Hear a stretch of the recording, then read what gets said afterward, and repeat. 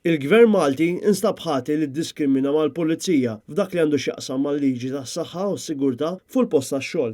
Fid-dawl ta' dan il-Gvern Malti ġie mġiegħel mill-Kummissjoni Ewropea biex jirranġa anomalija fil-liġi li huwa implementa mid-Direttiva tal-Unjoni Ewropea dwar is-saħħa u s-sigurtà fuq il-post tax-xogħol. Dan għax il-liġi kif implementata mill-Gvern Malti fissret li kienet tkopri kull ħaddiem Malti għajli l-uffiċjali tal-korp.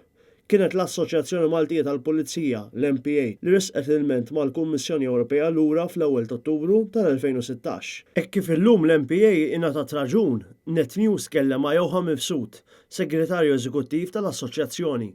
Sirna Union konna kellimna l-Gvern biex dil-liġi tinbidel biex tinkludi l-Korp tal-Pulizija u l-membri tagħha fija. Aħna rajni ġusta li tinkludi li kulħadd però li l-Korp tal-Pulizija eskludietu. Dak iż-żmien ma konniex wasalna mal-Gvern u konna ressaqna l-ment mal-Kummissjoni Ewropea fit-2016 u llum ftit ta' ġimgħat ilu rċevejna mill-Kummissjoni Ewropea li l-Kummissjoni Ewropea obbligat li l-Gvern jibdel il-liġi u fejn aħna issa ġejna inklużi f'din il-liġi tal-Health and Safety. Dan il-nuqqas kienet iwassal sabiex id-drittijiet tal-membri tal-Korp tal-Pulizija ikunu serjament preġudikati fejn tidħol saħħa u sigurtà fuq il-post tax-xogħol tagħhom. Dan hekk kif sew l-obbligi ta' min ħaddem kif ukoll il-protezzjoni li toffri l-awtorità kompetenti f'dan il-qasam ma kienux disponibbli għall-Pulizija. Issa l-post tax-xogħol tagħna aħna ma naħdmux ġo uffiċċju wieħed.